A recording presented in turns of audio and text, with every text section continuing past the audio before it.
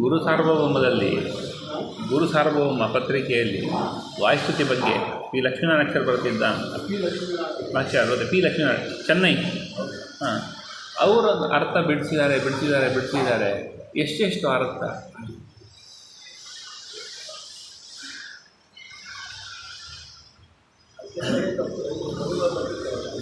ಪರಿಮಾಣದ್ದು ಹೌದು ದೊಡ್ಡ ಸೈಜ್ ಅದು ಗುರು ಸಾರ್ವಭೌಮ ಪರಿಮಾಣದ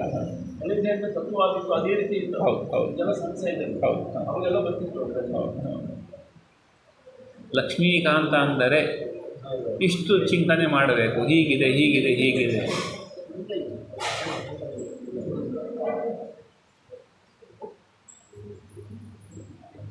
ಹರಿ ಓಂ. ಪಾಂ ತಸ್ಮಾನ್ ಪುರುಹೂತ ವೈರಿಬಲವನ್ ಮಾತಂಗಮಾದ್ಯಘಟ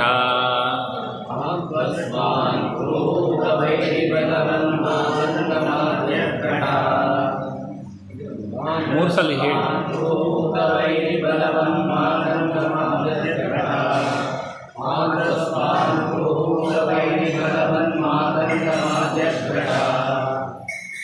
ಕುಂಭೋಚಾದ್ರಿವಿಪಾಟನಾಧಿಕಪಟು ಪ್ರತ್ಯೇಕ ವಜ್ರಾಯಿತಾಃ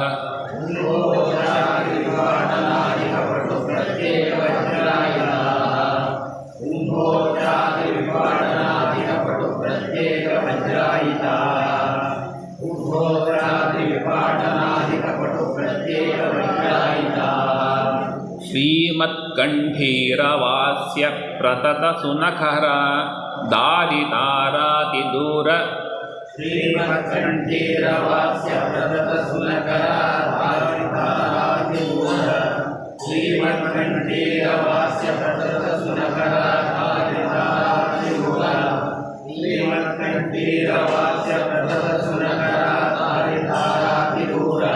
ಪ್ರಧ್ವಸ್ತಧ್ವಾಂತಶಾಂತ ಪ್ರವಿತತ ಮನಸಾ ಭಾವಿತಾ ಭೂರಿಭಾಗೈಃ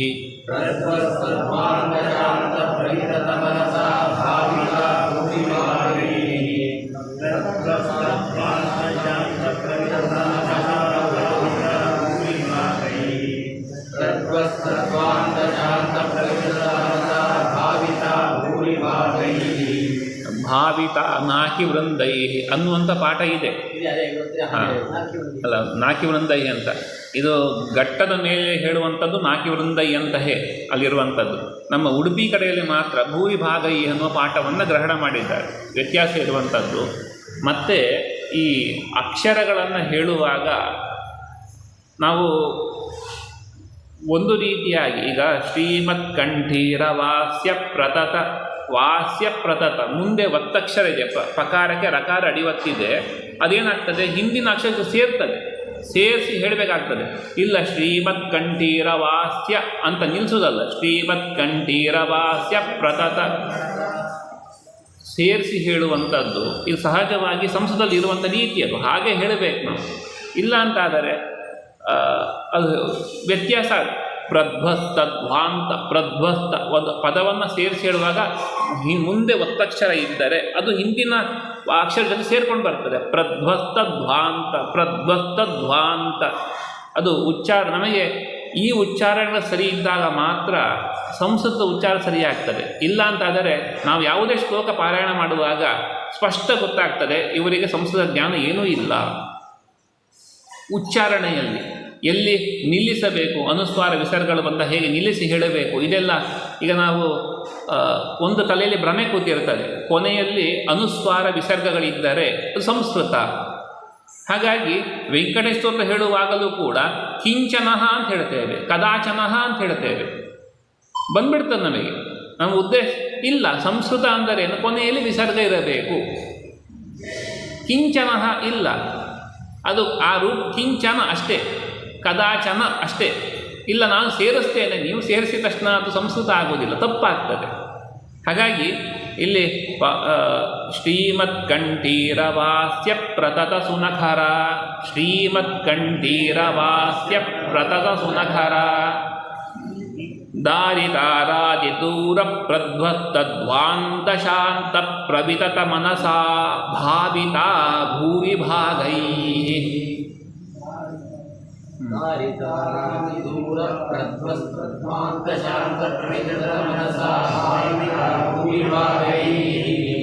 ಇಲ್ಲಿ ಶ್ರೀಮದ್ ಆಚಾರ್ಯರು ಭಗವಂತನ ನಖಸ್ತುತಿಯನ್ನು ಈ ಶ್ಲೋಕದ ಮೂಲಕ ಮಾಡಿದ್ದಾರೆ. ಉದ್ದೇಶ ಏನೆಂದರೆ, ಧ್ಯಾನವನ್ನು ಮಾಡುವ ಮೊದಲು ಮನಸ್ಸು ಶುದ್ಧ ಇರಬೇಕು. ಮನಸ್ಸಿನಲ್ಲಿ ಕಾಮಕ್ರೋಧಾದಿಗಳು ತುಂಬಿದ್ದರೆ ಭಗವಂತನ ಧ್ಯಾನಕ್ಕೆ ಅವಕಾಶ ಇಲ್ಲ. ನಮ್ಮ ಮನಸ್ಸಿನಲ್ಲಿ ಯಾವುದೋ ಲೌಕಿಕ ವಿಚಾರ ತುಂಬಿಕೊಂಡಿದ್ದರೆ, ನಿನ್ನ ಹೇಳಿದ್ವಿ, ಹೆಳವನ ಕತೆ ಹೇಳಿದ್ವಿ, ಆ ಗಿರಿಯಮ್ಮನ ಕತೆ ಮಾವನ ವಿಚಾರವಾಗಿ ಹೇಳಿದ್ವಿ. ಅರ್ಥಾತ್ ನಾವು ಮನಸ್ಸಿನಲ್ಲಿ ಏನೋ ತುಂಬಿಕೊಂಡು ಕುಳಿತರೆ ಅದೇ ಚಿಂತನೆ ಬರ್ತದೆ, ಬಿಟ್ಟರೆ ಬೇರೆ ಚಿಂತನೆ ಅವಕಾಶ ಇಲ್ಲ. ನಾವು ಧ್ಯಾನಕ್ಕೆ ಅಂತ ಕುಳಿತಿದ್ದೇವೆ, ಒಬ್ಬರ ಮೇಲೆ ಸಿಟ್ಟಿನಿಂದ ಜಪಕ್ಕೆ ಕೂತರೆ, ಏನೋ ಜಗಳ ಮಾಡ್ಕೊಂಡ್ವಿ ಮನೆಯವರ ಮೇಲೆ ಜಗಳ ಆಯಿತು, ಜಪಕ್ಕೆ ಕೂತಿದ್ದೇವೆ, ಆ ಜಪದ ನಾನು ಹೇಗೆ ಉತ್ತರ ಕೊಡಬೇಕು, ಹೇಗೆ ಗೆಲ್ಲಬೇಕು ಅನ್ನೋದೇ ಕಾಣ್ತದೆ. ಇತ್ತೀಚೆಗೆ ಯಾವುದೋ ಒಂದು ವಿಡಿಯೋ ಬಂದಿತ್ತು, ಒಬ್ಬ ಮುದುಕನ ಹತ್ತಿರ ಒಬ್ಬರು ಸಂದರ್ಶನ ಮಾಡ್ತಾ ಇದ್ದಾರೆ, ನಿನ್ನ ಜೀವನದಲ್ಲಿ ನಿನ್ನ ದೊಡ್ಡ ಸಾಧನೆ ಏನು ಅಂತ. ಹಲ್ಲೆಲ್ಲ ಉದುರಿರುವ ಮುದುಕ ಅವನು ಹೇಳ್ತಾ ಇದ್ದಾನೆ, 78ನೇ ಇಸವಿಯಲ್ಲಿ ನನ್ನ ಹೆಂಡತಿಯ ಜಗಳದಾಗ ನಾನು ಗೆದ್ದಿದ್ದೆ, ನನ್ನ ದೊಡ್ಡ ಸಾಧನೆ ಅಂತ ಆ ವ್ಯಕ್ತಿ ಹೇಳ್ತಾ ಇದ್ದದ್ದು. ಅಂದರೆ ನಮಗೆ ಈ ಜಗಳ ಮನಸ್ಸಿನಲ್ಲಿ ಕೂತಾಗ, ಇವತ್ತು ಈ ರೀತಿ ಮಾತಾಡಿದ ಮಗ ಇರಬಹುದು, ಮಗಳಿರಬಹುದು, ಮನೆಯ ಮಡದಿ ಇರಬಹುದು, ಪುರುಷ, ಈ ಜಗಳ ಆದಾಗ ಲೆಕ್ಕಾಚಾರ ಇರ್ತದೆ, ಇವಾಗ ಆಗಿದೆ, ಏನಾದರೂ ಮಾಡಿ ಇವತ್ತು ನಾನು ತೀರಿಸಿ ಹೇಳಬೇಕು. ಸಂಸಾರ ಎಷ್ಟು ವರ್ಷ ಆದರೂ ಕೂಡ ಬದಲಾಗೋದಿಲ್ಲ, ನಾವು ತೀರಿಸಿ ಹೇಳಬೇಕು. ತಪ್ಪು ಅಂತ ಅವರಿಂದ, ತಪ್ಪಾಯಿತು ಅಂತ ಅವರಿಂದ ಹೇಳಿಸ್ಕೊಂಡಾಗಿ ನಾನು ಗೆದ್ದೆ, ಸಮಾಧಾನ.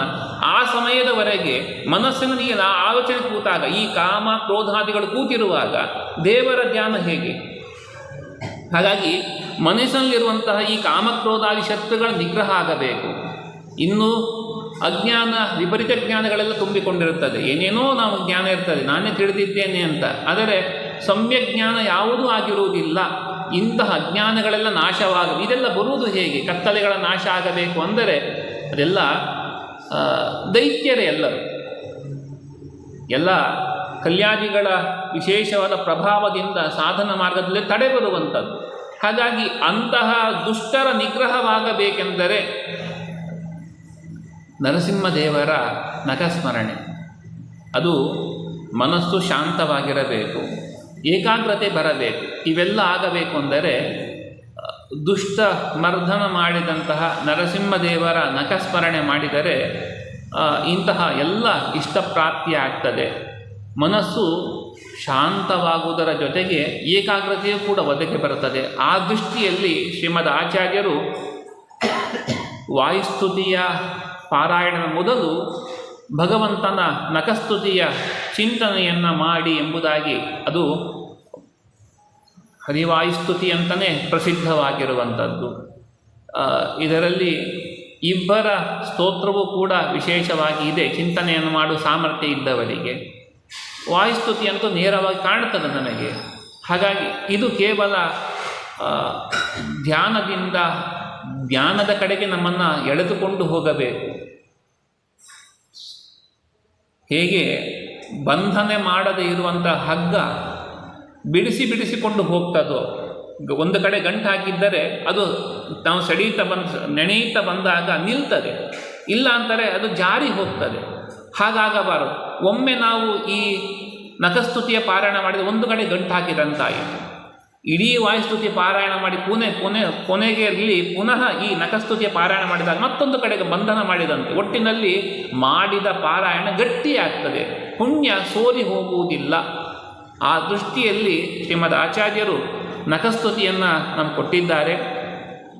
ಮುಂದೆ ಲಕ್ಷ್ಮೀಕಾಂತ ಸಮಂತತೋಪಿ ಕಲಯನ್, ಲಕ್ಷ್ಮೀಕಾಂತ ಸಮಂತತೋಪಿ ಕಲಯನ್, ಲಕ್ಷ್ಮೀಕಾಂತ ಸಮಂತತೋಪಿ ಕಲಯನ್, ಲಕ್ಷ್ಮೀಕಾಂತ ಸಮಂತತೋಪಿ ಕಲಯನ್, ನೈವೇಶಿತುಸ್ತೆ ಸಮಂ, ನೈವೇಶಿತುಸ್ತೆ ಸಮಂ, ನೈವೇಶಿತುಸ್ತೆ ಸಮಂ, ನೈವೇಶಿತುಸ್ತೆ ಸಮಂ, ಪಶ್ಯಾಮ್ಯುತ್ತಮ ವಸ್ತು ದೂರತರತಃ, ಪಶ್ಯಾಮ್ಯುತ್ತಮ ವಸ್ತು ದೂರತರತಃ, ಪಶ್ಯಾಮ್ಯುತ್ತಮ ವಸ್ತು ದೂರತರತಃ, ಪಶ್ಯಾನುತ್ತಮ ವಸ್ತು ದೂರತನಃ. ದೂರ ತರತೋ ಅಂತಿದೆ, ನಿಲ್ಲಿಸುವಾಗ ಅದು ವಿಸರ್ಗದಲ್ಲಿ ಹೇಳಿ ನಿಲ್ಲಿಸಬೇಕು, ದೂರ ತರತಃ ಅಂತ. ಸೇರಿಸಿ ಹೇಳುವಾಗ ದೂರ ತರತೋ ಅಂತ ಬರ್ತದೆ. ಇದು ಅಲ್ಲಿ ಈ ಎಸ್ ಮಾರ್ಕ್ ಇದ್ದರೆ ಅದು ಅಕಾರ ಅಂತ. ಅಪಾಸ್ತಂ ರಸೋ ಯೋಷ್ಟಮಃ, ರಸೋ ಯೋಷ್ಟಮಃ, ಅಪಾಸ್ತಂ ರಸೋ ಯೋಷ್ಟಮಃ, ಅಪಾಸ್ತಂ ರಸೋ ಯೋಷ್ಟಮಃ. ಯದ್ರೋಷೋತ್ಕರ ದಕ್ಷ ನೇತ್ರ ಕುಟಿಲ, ಯದ್ರೋಷೋತ್ಕರ ದಕ್ಷ ನೇತ್ರ ಕುಟಿಲ, ಯದ್ರೋಷೋತ್ಕರ ದಕ್ಷ ನೇತ್ರ ಕುಟಿಲ, ಯದ್ರೋಷೋತ್ಕರ ದಕ್ಷ ನೇತ್ರ ಕುಟಿಲ. ಪ್ರಾಂಥೋತಿತಾಗ್ನಿಸ್ಫುರತ್, ಪ್ರಾಂತೋತಿತಾಗ್ನಿಸ್ಫುರತ್, ಪ್ರಾಂತೋತಿತಾಗ್ನಿಸ್ಫುರತ್, ಪ್ರಾಂತೋತಿತಾಗ್ನಿಸ್ಫುರತ್. ಖದ್ಯೋತೋಪಮ ವಿಸ್ಫುಲಿಂಗ ಭಸಿತಾ, ಅದ್ಯೋತೋಪಮ ವಿಸ್ಫುಲಿಂಗ ಭಸಿತಾ. ಅದ್ಯೋತೋಪಮ ವಿಷ್ಣುಲಿಂಗ ಪ್ರಸಿದ್ಧ, ಅದ್ಯೋತೋಪಮ ವಿಷ್ಣುಲಿಂಗ ಪ್ರಸಿದ್ಧ. ಬ್ರಹ್ಮೇಶ ಶಕ್ರೋತ್ಕರಾಃ, ಬ್ರಹ್ಮೇಶ ಶಕ್ರೋತ್ಕರಾಃ, ಬ್ರಹ್ಮೇಶ ಶಕ್ರೋತ್ಕರಾಃ, ಬ್ರಹ್ಮೇಶ ಶಕ್ರೋತ್ಕರಾಃ. ಲಕ್ಷ್ಮೀಕಾಂತ ಸಮಂತತೋಪಿ ಕಲಯನ್ ನೈವೇಶಿತುಸ್ತೆ ಸಮಂ. ಲಕ್ಷ್ಮೀಕಾಂತ ಸಮಂತತೋಪಿ ಕಲಯನ್ ನೈವೇಶಿತುಸ್ತೆ ಸಮಂ. ಲಕ್ಷ್ಮೀಕಾಂತ ಸಮಂತತೋಪಿ ಕಲಯನ್ ನೈವೇಶಿತುಸ್ತೆ ಸಮಂ. ಲಕ್ಷ್ಮೀಕಾಂತ ಸಮಂತತೋಪಿ ಕಲಯನ್ ನೈವೇಶಿತುಸ್ತೆ ಸಮಂ. ಪಶ್ಯಾಮ್ಯುತ್ತಮ ವಸ್ತು ದೂರತರತೋಪಾಸ್ತಂ ರಸೋ ಯೋಷ್ಟಮಃ. ಪಶ್ಯಾನುತ್ತಮ ವಸ್ತು ದೂರತರತೋ ಪಾಸ್ತಂ ರಸೋ ಯೋಷ್ಟಮಃ. ಪಶ್ಯಾನುತ್ತಮ ವಸ್ತು ದೂರತರತೋ ಪಾಸ್ತಂ ರಸೋ ಯೋಷ್ಟಮಃ. ಪಶ್ಯಾನುತ್ತಮ ವಸ್ತು ದೂರತರತೋ ಪಾಸ್ತಂ ರಸೋ ಯೋಷ್ಟಮಃ. ಯದ್ರೋಷೋತ್ಕರ ದಕ್ಷ ನೇತ್ರ ಕುಟಿಲ ಪ್ರಾಂತೋಥಿತಾಗ್ನಿಸ್ಫುರತ್. ಯದ್ರೋಷೋತ್ಕರ ದಕ್ಷ ನೇತ್ರ ಕುಟಿಲ ಪ್ರಾಂತೋಥಿತಾಗ್ನಿಸ್ಫುರತ್. ಯದ್ರೋಷೋತ್ಕರ ದಕ್ಷ ನೇತ್ರ ಕುಟಿಲ ಪ್ರಾಂತೋಥಿತಾಗ್ನಿಸ್ಫುರತ್. ಯದ್ರೋಷೋತ್ಕರ ದಕ್ಷ ನೇತ್ರ ಕುಟಿಲ ಪ್ರಾಂತೋಥಿತಾಗ್ನಿಸ್ಫುರತ್. ಕದ್ಯೋತೋಪಮ ವಿಸ್ಫುಲಿಂಗ ಭಸಿತಾ ಬ್ರಹ್ಮೇಶ ಶಕ್ರೋತ್ಕರಾಃ. ಅದ್ಯೋತೋಪಮ ವಿಷ್ಣುಲಿಂಗ ಭಸಿತ ಬ್ರಹ್ಮೇಶ ಶಕ್ರೋತ್ಕರಾಃ. ಅದ್ಯೋತೋಪಮ ವಿಷ್ಣುಲಿಂಗ ಭಸಿತ ಬ್ರಹ್ಮೇಶ ಶಕ್ರೋತ್ಕರಾಃ. ಅದ್ಯೋತೋಪಮ ವಿಷ್ಣುಲಿಂಗ ಭಸಿತ ಬ್ರಹ್ಮೇಶ ಶಕ್ರೋತ್ಕರಾಃ. ಈ ಶ್ಲೋಕದಲ್ಲಿ ಲಕ್ಷ್ಮೀಕಾಂತ ಅಂತ ಶ್ರೀಮದಾಚಾರ್ಯರು ಸಂಬೋಧನೆ ಮಾಡ್ತಾ ಇದ್ದಾರೆ. ಲಕ್ಷ್ಮೀಕಾಂತ ಅಂತ ಹೇಳಿದಾಗ ಹಿಂದಿನ ಶ್ಲೋಕದಲ್ಲಿ ನರಸಿಂಹದೇವರ ನಖಸ್ತುತಿಯನ್ನು ಮಾಡಿದ್ದು, ಈ ಶ್ಲೋಕದಲ್ಲಿ ಲಕ್ಷ್ಮೀಕಾಂತ ಅಂತ ಹೇಳಿದಾಗ ಭಗವಂತನ ಯಾವ ರೂಪ ಅಂತ ಸಂದೇಹ ಬರಬಹುದು. ಹಿಂದೆ ಹೇಳಿದ ನಖಸ್ತುತಿ ಆಗಿರುವುದರಿಂದ, ಭಗವಂತ ನಖವನ್ನು ಸ್ತೋತ್ರ ಮಾಡಿರುವುದರಿಂದ ಇಲ್ಲೂ ಕೂಡ ನರಸಿಂಹದೇವರನ್ನು ಚಿಂತನೆ ನಾವು ಮಾಡಬಹುದಾಗಿ. ಲಕ್ಷ್ಮೀಕಾಂತ ಅಂದರೆ ನರಸಿಂಹ ಎಂಬುದಾಗಿ. ಈ ಶ್ಲೋಕದಿಂದ ಹೇಳುವಂಥದ್ದೇನೆಂದರೆ ಭಗವಂತ ಸರ್ವೋತ್ತಮ.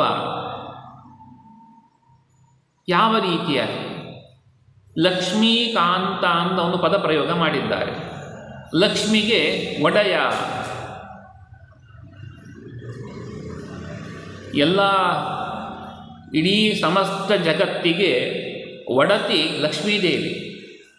ನಾವು ಆಚಾರ್ಯರೇ ಲಕ್ಷ್ಮಿಯ ಬಗ್ಗೆ ದ್ವಾದಶಸ್ತೋತ್ರದಲ್ಲಿ ಹೇಳುವಾಗ, ಯಾರ ಕಡೆಗಣ್ಣಿನ ನೋಟದಿಂದ ಇಡೀ ಜಗತ್ತಿನ ಸೃಷ್ಟಿ ಸ್ಥಿತಿ ಲಯಾದಿಗಳೆಲ್ಲವೂ ಆಗ್ತದೋ ಅಂತಹ ಲಕ್ಷ್ಮಿ ಆ ಶಕ್ತಿ ಬಂದಿರುವಂಥದ್ದು ಭಗವದ್ ಅನುಗ್ರಹದಿಂದ ಅಂತ ವರ್ಣನೆ ಮಾಡ್ತಾರೆ.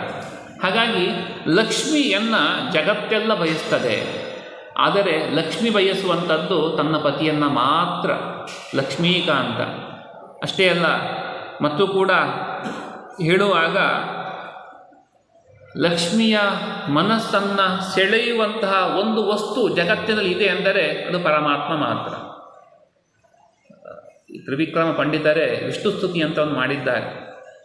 ಆ ವಿಷ್ಣುಸ್ತುತಿಯಲ್ಲಿ ವರ್ಣನೆ ಮಾಡ್ತಾರೆ, ಭಗವಂತನ ಪಾದಕಮಲವನ್ನು ಸೇವನೆ ಮಾಡ್ತಾ ಇದ್ದಾಳವು. ಸೇವನೆ ಮಾಡುವ ಲಕ್ಷ್ಮೀದೇವಿ ಭಗವಂತನ ಉಗುರಿನಲ್ಲಿ ಒಂದು ಗುಣ ನೋಡಿದ್ಲು,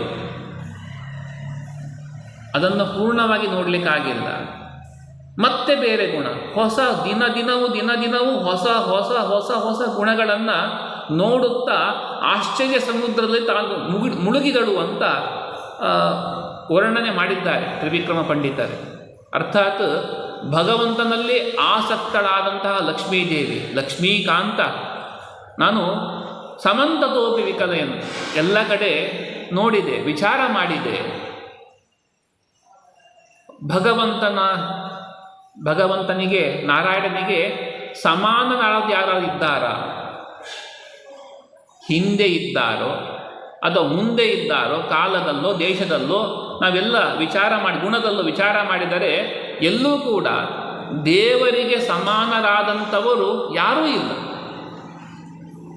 ಅದನ್ನು ಹೇಳ್ತಾ ಇದ್ದಾರೆ ರಸೋ ಯೋಷ್ಟಮಃ. ಛಾಂದೋಗ್ಯ ಭಾಷ್ಯದಲ್ಲಿ ಶ್ರೀಮದ್ ಆಚಾರ್ಯರು ಹೇಳುವಾಗ ತಾರತಮ್ಯ ಭೂಮಿ ವರುಣ ಅಂತ ಹೇಳ್ತಾ ಬಂದು ಲಕ್ಷ್ಮೀದೇವಿಗೆ 7ನೇ ಪದಾರ್ಥ ಅಂತ ನಿಲ್ಲಿಸ್ತಾರೆ. 8ನೇ ಪದಾರ್ಥ ಯಾರು? ನಾರಾಯಣ.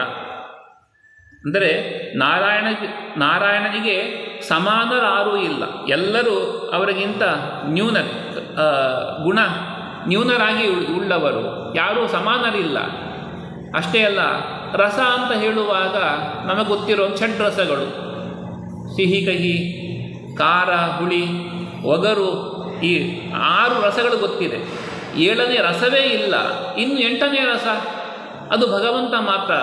ಸಮನು ಅಧಿಕರು ಯಾರೂ ಇಲ್ಲದಂತಹ ಏನೊಂದು ತತ್ವ ಅದು ಭಗವಂತ ಎಂಬುದನ್ನು ವಿಶೇಷವಾಗಿ ತಿಳಿಸ್ತಾ ಇದ್ದಾರೆ. ಇಂತಹ ಭಗವಂತ ಇಡೀ ನಾನು ನೋಡಿದ್ದು ಹೇಗೆ ಅಂದರೆ, ನಿನ್ನಷ್ಟು ಸಮರ್ಥರು ತೇ ಈಶಿತು ಸಮಂತತಃ ವಿಕಲಯನ್, ನಾನು ಎಲ್ಲ ಕಡೆ ನೋಡಿದೆ. ಅಂದರೆ ಶಾಸ್ತ್ರದಲ್ಲಿ ಹುಡುಕಿದಾಗ, ವೇದದಲ್ಲಿ ಪುರಾಣಗಳಲ್ಲಿ ಎಲ್ಲ ವಿಚಾರ ಮಾಡಿದರೂ ಕೂಡ ಎಲ್ಲೂ ಕೂಡ ಭಗವಂತನಿಗೆ ಇಂಥವರು ಸಮಾನರಿದ್ದಾರೆ. ಅಂದರೆ ನಾವು ಒಂದು ಮತ ಕೇಳ್ತೇವಲ್ವ, ಜೀವ ಬ್ರಹ್ಮ ಇಬ್ಬರು ಕೂಡ ಒಂದೇ, ಭೇದ ಅನ್ನುವಂಥದ್ದು ಇಲ್ಲ. ಈಗ ನಮಗೆ ಕಾಣ್ತಾ ಇದೆಯಲ್ವಾ? ಹೌದು, ಕಾಣಿಸ್ತಾ ಇದೆ. ಯಾಕೆ ಕಾಣಿಸ್ತಾ ಇದೆ? ಅಜ್ಞಾನ ನಮಗೆ ಆವರಿಸಿಕೊಂಡಿದೆ. ಜೀವನಿಗೆ ಕವಚ ಆವರಕ್ಕೆ ಇರುವುದರಿಂದ ನಾನು ಚಿತ್ಸ್ವರೂಪಿ ಅಂತ ಜ್ಞಾನ ಇಲ್ಲ. ಕಪ್ಪೆ ಚಿಪ್ಪು ಬಿದ್ದಿತ್ತು, ಅದು ಸೂರ್ಯನ ಕಿರಣಕ್ಕೆ ಬೆಳ್ಳಿಯ ಥರ ಕಾಣಿಸಿತು. ನಾನು ಬೆಳ್ಳಿ ಅಂತ ಭಾವಿಸಿದೆ, ಬೆಳ್ಳಿಯ ಪದಾರ್ಥ ಬಿದ್ದಿದೆ ಅಂತ. ಹೋಗಿ ಇನ್ನೇನು ತೆಗೆಯಬೇಕು, ಆಗ ಗೊತ್ತಾಯಿತು ಕಪ್ಪೆ ಚಿಪ್ಪು ಅಂತ. ಅಂದರೆ ಕಪ್ಪೆ ಚಿಪ್ಪನ್ನು ನೋಡಿ ಬೆಳ್ಳಿ ಅನ್ನುವ ಜ್ಞಾನ ಬಂದಿತ್ತು. ಜ್ಞಾನ ಏನು, ಆಮೇಲೆ ಅದು ಸುಳ್ಳು ಅಂತ ಎಚ್ಚರ ಆಯಿತು. ಅದೇ ರೀತಿಯಾಗಿ ಈ ಜೀವ ಏನು ದೇಹವನ್ನು ಹೊಂದಿದ್ದಾನೆ, ಸಂಸಾರವನ್ನು ಹೊಂದಿದ್ದೇನೆ, ನಾನು ಎಂಬುದಿದೆ, ಅದು ಇದೆಲ್ಲವೂ ಅಜ್ಞಾನದಿಂದ. ನಾನು ಭಗವಂತನೇ, ನನಗೂ ಭಗವಂತನಿಗೆ ಈಗ ಸಂಸಾರದಲ್ಲಿ ಅಜ್ಞಾನದ ಆವರಕ ಇರುವುದರಿಂದ ನಾನು ಬೇರೆ ಅಂತ ಅಂದುಕೊಂಡಿದ್ದೇವೆ. ಅಜ್ಞಾನ ದೂರ ಆಯಿತು, ನಾನು ಈಶ ಇಬ್ಬರು ಒಂದೇ ಅನ್ನುವಂತಹ ಮಾತಿದೆ. ಜಗತ್ತಿನಲ್ಲಿ ಪ್ರಸಿದ್ಧವಾಗಿರುವಂಥದ್ದು. ಆದರೆ ಅದೆಷ್ಟು ಸತ್ಯ ಅಂತ, ಭಗವಂತನಿಗೆ ಅನಂತ ಗುಣ ಪರಿಪೂರ್ಣನಾದಂತಹ ಕಲ್ಯಾಣ ಗುಣಗಳಿಂದ ತುಂಬಿರುವಂತಹ ದೇವರಿಗೆ ಜೀವನು ಯಾವತ್ತೂ ಕೂಡ ಸಮಾನವಾಗಿ ಸಾಧ್ಯ ಇಲ್ಲ. ಇದನ್ನು ನಾವು ಹೇಗೆ ದೇಶದಿಂದ ಕಾಲದಿಂದ ಎಲ್ಲ ವಿಚಾರ ಮಾಡಿದರೂ ಕೂಡ ಎಲ್ಲೂ ಕೂಡ ಭಗವಂತನಿಗೆ ಹಿಂದಿದ್ದರೂ ಈಗ ಇಲ್ಲ ಮುಂದೆ ಅಜ್ಞಾನ ದೂರ ಆಯಿತು. ಕಪ್ಪೆ ಚಿಪ್ಪು ನೋಡುವಾಗ ಬೆಳ್ಳಿಯ ಜ್ಞಾನ ಬಂತು, ಆಮೇಲೆ ಹೇಗೆ ಇದು ಬೆಳ್ಳಿ ಅಲ್ಲ ಅನ್ನುವ ಅಜ್ಞಾನ ದೂರವಾಗ್ತದೋ ಅದೇ ರೀತಿಯಾಗಿ ಜೀವನಿಗೆ ಈ ಅಜ್ಞಾನ ದೂರವಾದಾಗ ಮುಂದೆ ಒಂದಾಗ್ತಾನೆ ಅನ್ನುವುದು ಅದೂ ಕೂಡ ಇಲ್ಲ ಎಂಬುದನ್ನು ಹೇಳುತ್ತಾ, ಇಲ್ಲ ನಾವು ಬೇರೆ ಬೇರೆ ನೋಡ್ತೇವೆ. ಬ್ರಹ್ಮ, ಈಶ, ಶಕ್ರ ಮೊದಲಾದವರಲ್ಲಿ ಇದ್ದಾರಲ್ವ, ಬ್ರಹ್ಮ ಸೃಷ್ಟಿ ಮಾಡ್ತಾನೆ, ಈಶ್ವರನೇ ವಿಶೇಷವಾಗಿ ಎಲ್ಲವನ್ನು ಮಾಡ್ತಾನೆಂಬ ಮಾತುಗಳೆಲ್ಲ ಇಲ್ಲ. ಅವರೆಲ್ಲರೂ ಕೂಡ ಪ್ರಳಯ ಕಾಲದಲ್ಲಿ ಭಗವಂತನ ಕಣ್ಣಿನ ಗೋದೆಯಲ್ಲಿ ಉಂಟಾದ ಕಿಡಿಯಿಂದ ಅವರವರ ಯೋಗ್ಯತಾನುಸಾರ ದೊಡ್ಡ ಕಿಡಿಯಿಂದ ಬ್ರಹ್ಮದೇವರು ಮತ್ತು ಅದಕ್ಕಿಂತ ಅಲ್ಪ ಪ್ರಮಾಣದ ಕಿಡಿಯಿಂದ ರುದ್ರದೇವರು, ಅದಕ್ಕಿಂತ ಅಲ್ಪ ಪ್ರಮಾಣದ ಕಿಡಿಯಿಂದ ಶಕ್ರಾದಿಗಳು ಎಲ್ಲರೂ ಕೂಡ ಸುಟ್ಟು ಭಸ್ಮವಾಗ್ತಾರೆ. ಹಾಗಾಗಿ ಇಂತಹ ಅದೆಲ್ಲ ಹೇಗೆ ಎಂದರೆ ಸೂರ್ಯನ ಎದುರಿನಲ್ಲಿ ಮಿಣುಕು ಹುಳದಂತೆ ಅತಿ ಅಲ್ಪವಾದ ಪ್ರಕಾಶವುಳ್ಳವರು ಬ್ರಹ್ಮಾದಿ ಚೇತನರು. ಹೀಗಾಗಿ ಇಂತಹ ನಾನು ನೋಡಿದೆ, ಸರಿಸಮಾನರು ಯಾರೂ ಇಲ್ಲ ಲಕ್ಷ್ಮೀ ನಾರಾಯಣನಿಗೆ ಎಂಬುದಾಗಿ ವಿಶೇಷವಾಗಿ ಈ ಒಂದು ಸ್ತೋತ್ರದಲ್ಲಿ ಸ್ತೋತ್ರ ಮಾಡಿದ್ದಾರೆ. ಇದೆಲ್ಲ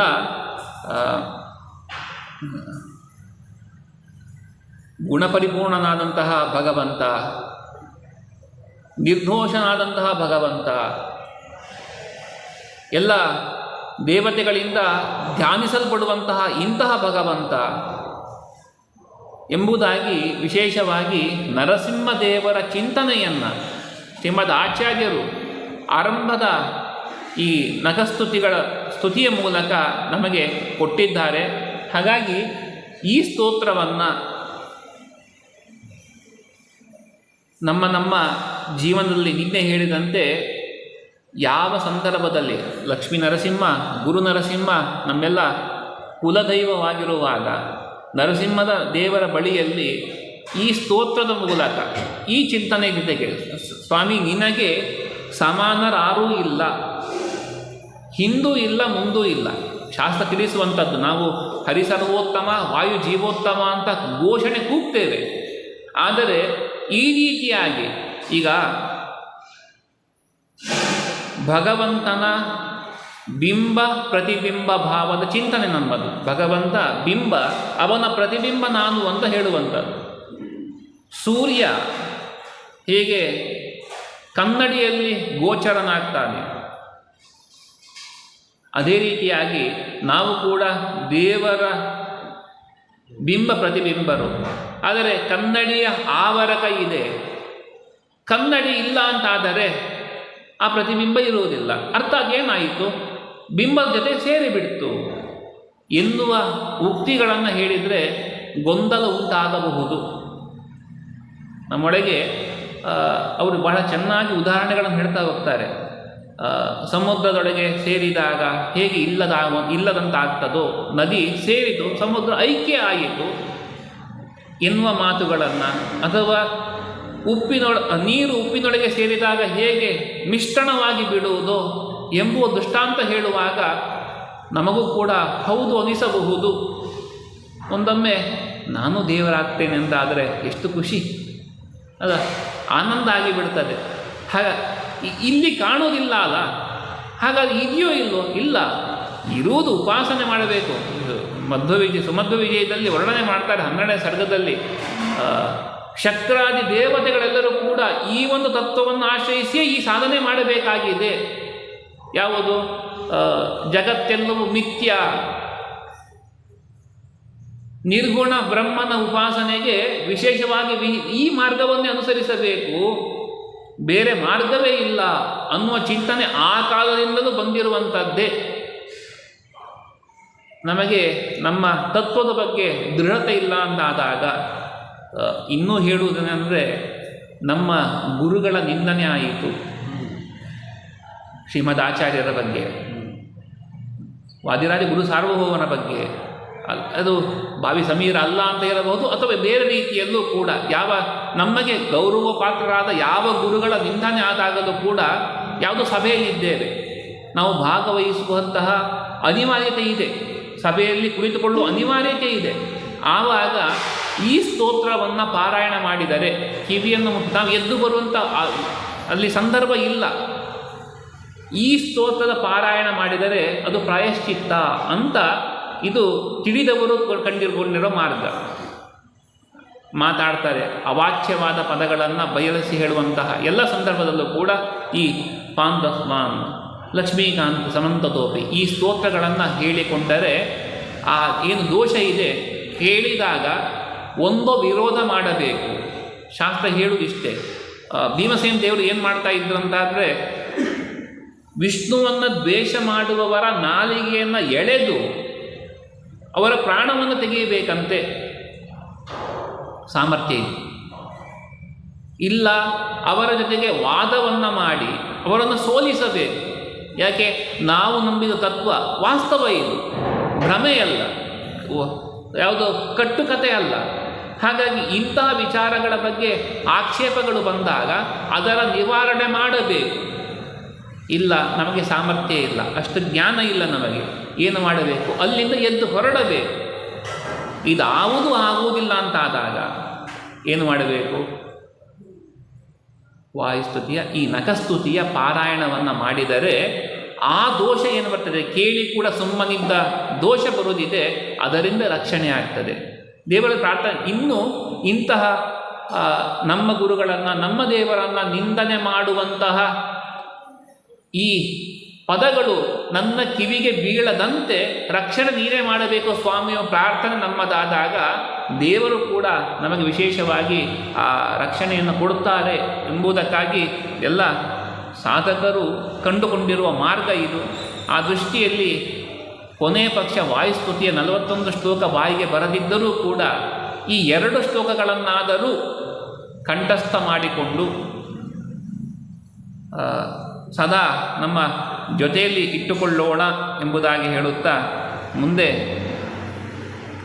ಸದಾಚಾರ ಸ್ಮೃತಿ